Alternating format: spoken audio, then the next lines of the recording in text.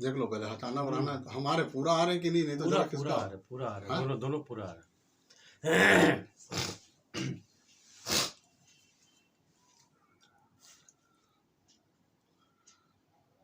नाजरीन, आप देख रहे हैं द लोकल जर्नलिस्ट, और इस वक्त द लोकल जर्नलिस्ट के डॉक्टर स्पेशल एपिसोड में हमारे बीच मौजूद हैं डॉक्टर संजय कुमार गुप्ता सर, जो कि ईएनटी के डॉक्टर हैं। सर, ईएनटी के सिलसिले से बताएं सर आप। देखिए, ईएनटी होता है ईयर, नोज एंड थ्रोट, नाक, कान और गला। ये 3 डिपार्टमेंट अभी हम लोग हेड नेक भी हम लोग के ईएनटी में आ गया है। तो ये जो है बहुत ही इम्पोर्टेंट डिसिप्लिन है, क्योंकि हम हमारे जो कम्युनिटी प्रैक्टिस है ईयर नोज एंड थ्रोट, कान की बीमारी बहुत ज़्यादा आजकल हो गया है। मान लीजिए पीडियाट्रिक ग्रुप में बच्चे लोगों में जो कान में जो बहुत लोग स्विमिंग करते हैं और तालाब में नहाते हैं, इनके कान में इन्फेक्शन हो जाने के कारण, लो बॉडी इम्यूनिटी के कारण कान के अंदर में परफोरेशन देखा जाता है। टिम्पैनिक मेम्ब्रेन पर्दा में जो छेदा बोलते हैं हम लोग, वो देखा जाता है अक्सर। और chronic discharge from the year, तो ये जो है इसको बोलते हैं CSOM, chronic suppurative otitis media.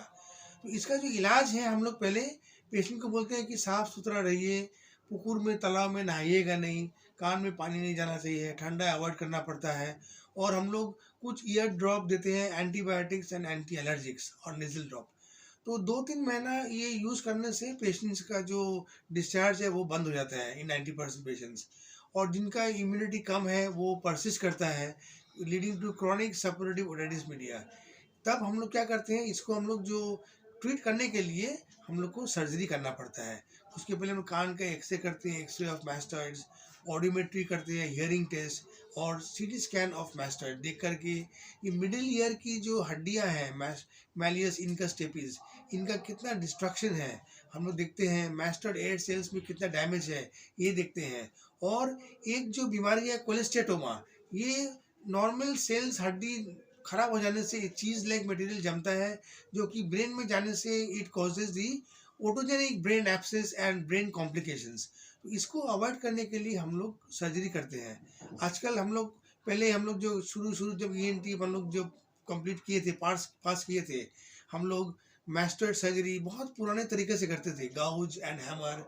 उसके बाद में हम लोगों ने ड्रिल यूज़ किया, ड्रिलिंग करते थे मैस्टर्ड को, और हमने नया पर्दा लगाते थे, harvesting from the temporalis fascia graft, और बहुत सारा टेक्निक्स है। सर, कॉमन एयर में कॉमन डिजीज क्या होता है सर, जिसका के फॉरेन जैसे दर्द वगैरह हो जाता है, फॉरेन रेमेडी के लिए क्या क्या करते हैं? और इससे होता है कि देखिए, बच्चों में जो बहुत एक्यूट कोल्ड्स के कारण बच्चों में एक्यूट ईयर एक होता है, that is acute otitis media.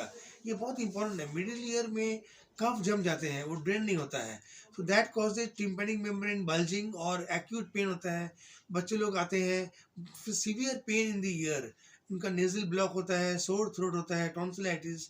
तो इसके ये इसको हम लोग इमीडिएटली एंटीबायोटिक्स वगैरह, गार्गिल और नेजल ड्रॉप्स दे करके विद एनाल्जेसिक्स, ये हम लोग इलाज करते हैं। नोज के लिए सर? नोज के लिए हम देखें कि पीडियाट्रिक ग्रुप में बच्चों में कुछ बच्चे लोग खेलते खेलते नाक में छोला, बादाम या पूती या कॉटन या कुछ भी वो लोग लोहा का कोई बॉल्स वगैरह है वो लोग डाल देते हैं। तो ये एक ग्रेव इमरजेंसी है। कभी कभी कान में भी वो लोग खेलते खेलते फॉरेन बॉडी बच्चे लोग डाल देते हैं। तो ये वेरी इंपॉर्टेंट है। कुछ बच्चे तो क्या होते हैं, डालने खेलते खेलते नाक में, कान में फॉरेन बॉडी डाल देते हैं, और वो लोग डर से माता पिता को बोलते नहीं है, गार्जियन को। तो ये क्या होता है, दिस बिकम्स द क्रॉनिक मैंने ओल्ड निगलेक्टेड फॉरेन बॉडी। तो नाक में ये ओल्ड फॉरेन बॉडी रहने से नाक से बहुत फाउल स्मेलिंग डिस्चार्ज होता है। तो हम लोग के पास में माँ लेके आती है कि मेरे बेटे का नाक से गंध आ रहा है, महक आ रहा है, डिस्चार्ज आ रहा है और नाक से ब्लीडिंग हो रहा है। सो हम लोग जब एग्जामिन करते हैं एंडोस्कोपी, देखते हैं कि उनके नाक में फॉरेन बॉडी है, सो हम लोग उसको निकाल देते हैं। कभी कभी कुछ फॉरेन बॉडी वो चले जाते हैं ट्रैकिया में, इन द विंड पाइप। तो ये बहुत ही डेंजरस कंडीशन है। ये जाने से it causes acute respiratory problem. Immediately patient को भर्ती करके हम लोग बेहोश करके एनास्थीसिया दे करके हम लोग लैरिंगोस्कोप या उनको ब्रोंकोस्कोप से हम लोग फॉरेन बॉडी निकालते हैं। सर, थ्रॉट के बारे में क्या कहना चाहेंगे, जो सर खाने के वक्त में परेशानी होती है, देखा जाता है बच्चों को भी देखा जाता है कुछ ठंडा खा लिए, या फिर यंग को या ओल्ड एज को भी लोगों को जो थ्रोट इन्फेक्शन, जैसे एयर आपने बताया, नोज आपने बताया, तो थ्रोट के बारे में क्या कहना चाहेंगे सर आप, इसके इन्फेक्शन को लेकर, बीमारी को लेकर? थ्रोट में जो पीडियाट्रिक ग्रुप है, बच्चों लोग के ग्रुप में कॉमन होता है acute tonsillitis with pharyngitis with upper respiratory tract infection. ये होता है बच्चों में ज़्यादा ठंडा चीज़ खाने से, लो बॉडी इम्यूनिटी होने से या इन्फेक्शन से होता है। नंबर 2, थ्रोट में जो है इन ओल्ड एज जो लोग क्रॉनिक स्मोकर्स है, हाई जो लोग से 20 सिगरेट्स पर डे जो लोग पी रहे हैं, या उन लोग के जो गुटखा खाते हैं, आजकल देखते हैं बहुत कॉमन हो गया है, गुटखा है, पान है, जर्दा है, सुपारी है, ये सब है, सिगरेट स्मोकिंग। ये थ्रोट में it causes the leukoplakia and erythroplakia of the oral cavity. This is a pre cancerous condition. Even the throat cancer बहुत कॉमन हो गया आजकल, टंग कैंसर, फिर लैरिंजियल कार्सिनोमा, ये हम लोग बहुत पेशेंट आते हैं आजकल। तो इसमें देखा जाता है कि there is change in the voice. तो ये वॉइस चेंज होने से हम लोग more than 1 month, if there is change in the voice, you should consult the ENT surgeon.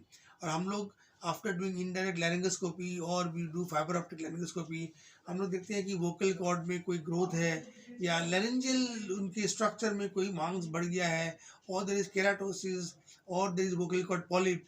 ये बहुत कॉमन हो गया है। सो इन दैट केस हम लोग उसको रिमूव करके हम लोग बायोप्सी करते हैं। अगर वो मैलिग्नेंसी आता है then we go for further treatment. Doctor साहब, ईएनटी के पेशेंट्स को आप क्या एडवाइस करना चाहेंगे अगर किसी को इस तरह की बीमारी हुई तो? देखिए, ईएनटी पेशेंट्स तो बहुत ही होते हैं, ईयर नोज थ्रोट बीमारी आजकल इतना फैला हुआ है, तो हम बोलेंगे कि प्रॉपर हाइजीन मेंटेन कीजिए, avoid junk food, avoid cold, avoid the cigarette smoking, gutkha, paan, zarda, मसाला, ये अवॉइड करना चाहिए। और अल्कोहल भी बहुत लोग ज़्यादा मात्रा में लेते हैं, तो इसको अवॉइड करने से we can prevent so many laryngeal carcinomas and other ENT problems. और इस तरह का अगर प्रॉब्लम हो तो फौरन डॉक्टर से कांटेक्ट करना चाहिए। बहुत ज़रूरी है, क्योंकि इफ़ यू निग्लेक्ट से एक डिस्चार्ज फ्रॉम द ईयर, ये क्रॉनिक सपोरेटिव ओटाइटिस मीडिया हो जाएगा, ब्रेन कॉम्प्लिकेशंस हो सकता है।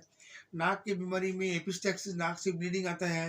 ओल्ड पीपल में जो लोग हाइपरटेंशन होते हैं या जो लोग एस्पिरिन, क्लोपिडोग्रिल ये खाते हैं, बहुत बार देखा है कि ये एस्पिरिन और क्लोपिडोग्रिल हार्ट के लिए जो खाते हैं पेशेंट लोग, ये ब्लड थिनर्स है, इस कारण भी नाक से ब्लीडिंग होता है। Immediately consult your cardiologist and ENT specialist, और कुछ दिन ये दवा हम लोग स्टॉप करके उनको इलाज करते हैं। तो नाज़रीन, आप देख रहे हैं doctor special episode the local journalist पर, और हमारे बीच मौजूद है डॉक्टर संजय कुमार गुप्ता सर, जो कि ईएनटी के डॉक्टर हैं। इन्होंने कहा कि एयर, नोज, थ्रोट का कोई भी अगर परेशानी, बीमारी हो आपको, तो फ़ौरन आप डॉक्टर से कांटेक्ट करें। आप बने रहें द लोकल जर्नलिस्ट के साथ। मैं शमसुद्दीन, कोलकाता से, बहुत बहुत शुक्रिया।